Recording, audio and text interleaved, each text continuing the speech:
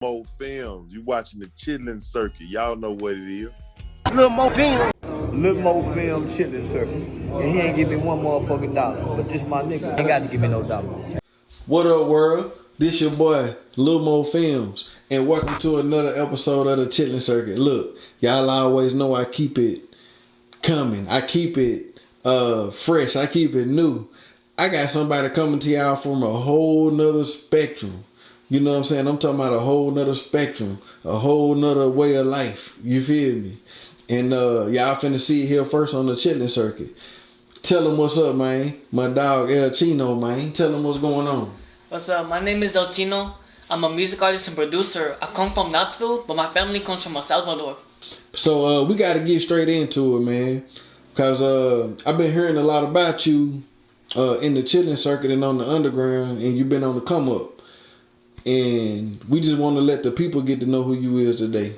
So we want to start from the beginning. You feel me? Okay. First of all, man, tell them where you from, about how old you is, and you know, just how it was for you coming up as a child. Okay, so like childhood. Okay. Well, I'm 19 right now. I go to Belmont University. I was born and raised in Knoxville, Tennessee. And so I'm Latino Asian, so I'm Salvadorian Malaysian. So when I was growing up, I had both cultures in the house, but I ended up growing up primarily with my dad and his family. So I grew up to the Latino side, which is why like I look more Asian but act Latino, because that's the side I grew up with. Yeah. And you know what? This is interesting, man. This is interesting because from my aspect, like I'm considered an African American. You feel me? But I've never been to Africa. Don't know nothing about Africa. You feel what I'm saying? Like, yeah. So, but I'm an African American. You feel me? Like, so have you ever been to El Salvador or? I have been to El Salvador. I've gone twice. My last time was over Christmas. I don't know. It's almost like I feel in it, but then I have the parts too that like I kind of feel the American side show, because like I didn't grow up speaking Spanish, so I'm learning my Spanish now on my own, like as older, which is like I'm kind of jealous of my brothers, because all of them they know fluent Spanish, but I'm the oldest and I'm the only one that wasn't taught.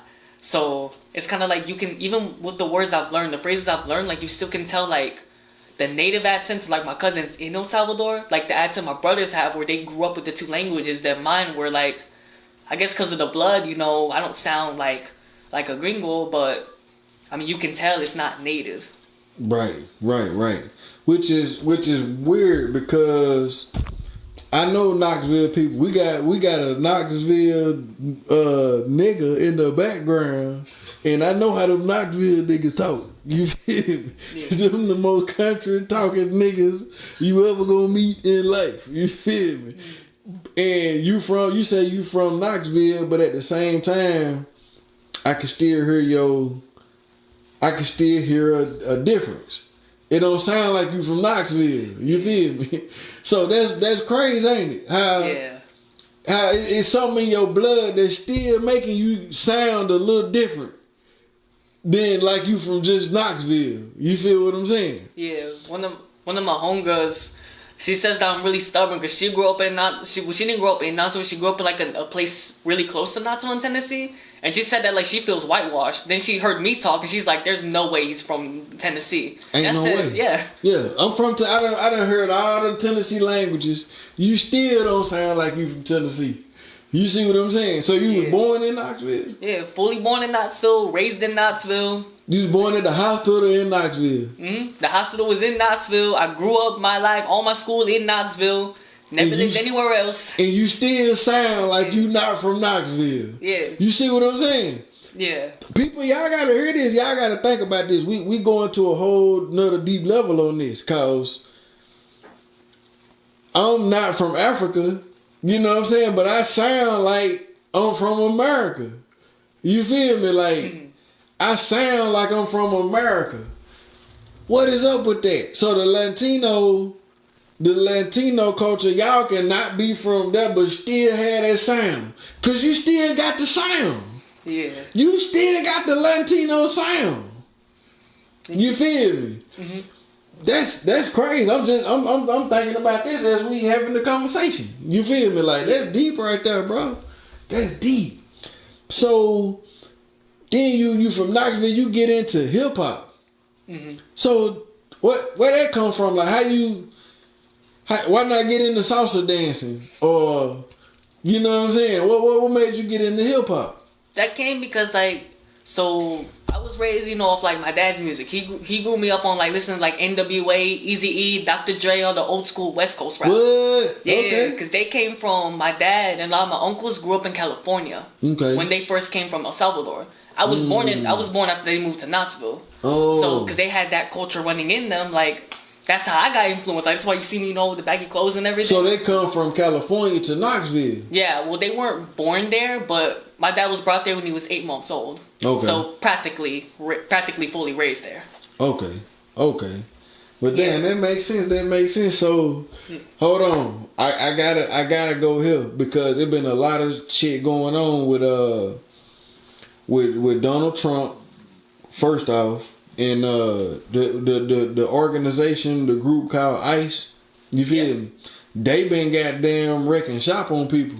You know what I'm saying? Like down here in Chattanooga, they did a whole raid and like I'm talking about hundreds of so-called illegal aliens. You know what I'm saying? Was I like to say kidnapped and captured.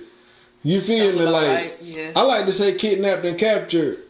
How does somebody like you who was born in America, how do you feel for the people that's like getting captured by ICE and going through all of this? You see what I'm saying? Like how do you look at that? Because you straight, you from here. You feel me? So, but it's other people like you that's not from here, and they getting like, and they just trying to change their life. They just trying to do better, and they getting booted out. You know what I'm saying? How does that make you feel? Like, what's your community saying on that? I'm not a fan of it. I don't like that they have the deportations. Like, cause my family, they're immigrants. They came here. They came here because they were escaping El Salvador's civil war. So that was the reason that they came here. So because of that, like, I was understand the immigrant side. Because of that, I felt too like. Because I always try looking, like, when it comes to things like this, like, obviously, like, take everything I say with a grain of salt because I haven't fully researched both sides. I try looking into, like, if there's any logical side to why people like the deportations, and the only side I come up with is that there is some truth. There are some criminals that are illegal, but at the same time, that's not a lot of them. Mm-hmm. So I feel like it's really just proof that there needs to be a system change when it comes to it. So that way that, like, the people that are coming in don't feel they need to come illegally. Because that was my family's problem. They could not afford it. And especially because I knew some people that they were going because they were hunted. Like they had people after them. They couldn't sit there and wait in line. They had to make a move. And if they stopped in line, who's to say they were going to be alive by the end of it? Yeah. So I feel like what it really needs, it just needs a system change. So that way, like, no one will come here illegally, because most people I know that came here illegally, they didn't want to go illegally. They had no choice. They had to go this way. And most of them I know are harder workers than the people I know that are illegal. Mm-hmm. So I feel there needs to be a complete reform to it, so that way nobody feels they have to do it, so people start coming legally. And then everybody goes in here without problems of that.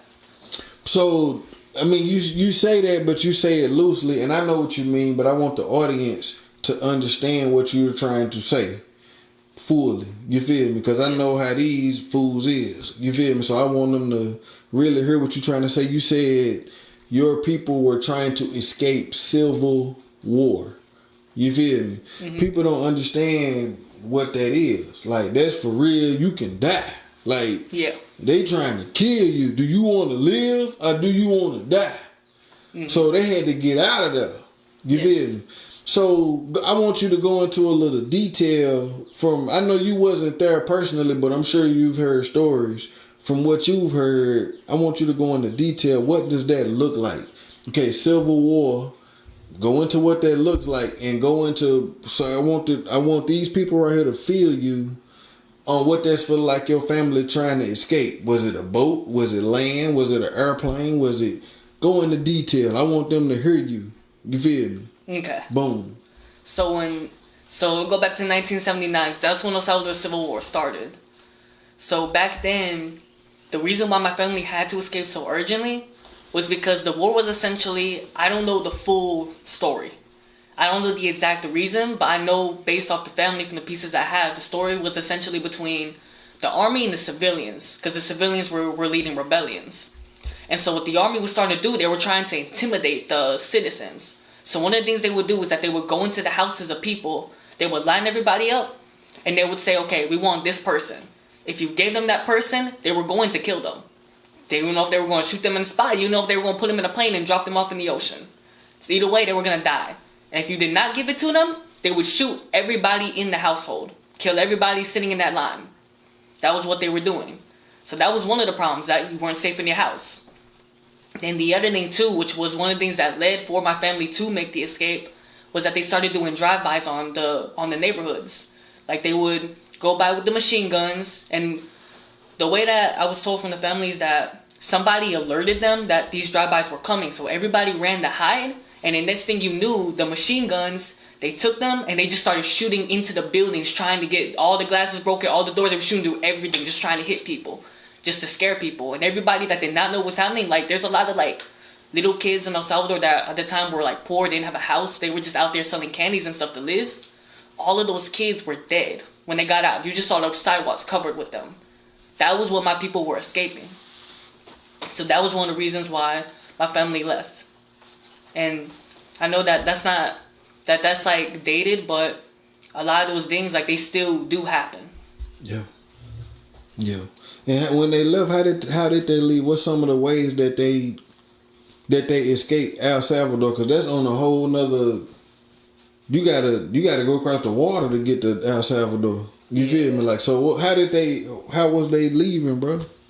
So the way they left by the way I heard the story is that they had enough. They didn't have the money to make like the full way to like the U.S., but they did have enough to pay for a plane flight to Mexico. So they went to Mexico, and then from there they were snuck into a car, and that's how they crossed over. And then my a friend of the family came over to help, and the two of them, they went. I believe part of it was by a car, and then at some point they had to jump out and run. And I mean, this is where the story is like in bits and pieces, because I haven't heard the full story complete. Mm-hmm. But I just know there's like parts in it where they told me that essentially imagine the Squid Games but in real life. Mm-hmm. Like the game where like it's like red light, green light. They were literally said there was a point where you were playing out for spotlight, where they had a spotlight out and everybody like you. That's when you realize how many people are crossing. So if you want to cross, you know, in a really big crowd, because it's just a game of who gets over. Mm-hmm. Somebody gonna get caught. Yeah. We taking a chance. Yeah. So that was a really big fear with it. And then there was one point where they got stopped because there was just a line of immigration cars, and the friend of the family said the moment one car moves, you just have to run for that gap, because that's your only way getting by the line. And so they said they sat there for hours. Then finally, when one car pulled off, everybody got up and ran for that one little opening. Yeah. And there was a point where my said that she had to jump off of a building. She had to jump off like a roof of a house into cactuses to evade being caught. And then there was a point where they were going through underground tunnels, like sewage pipes. They were crawling through sewage pipes in order to get to LA. To make it to America. Mm-hmm. And all of that, and luckily, I believe it was President Reagan passed an act that said anybody that came before, I believe it was some point in 1979 or it was 1980, anyone that came before then could be legal. If you made it then, you good. Yeah, so my family is all legal now. Yeah. Because thanks to him. Yeah, Ronald Reagan. Shouts out Ronald Reagan, man. Yeah. Shouts Ronald Reagan. They give him a hard time. You know what I'm saying? But he got my man Alejandro and his family over here. Real quick, just to America. More films. You watching the Chitlin Circuit. Y'all know what it is. Little more film.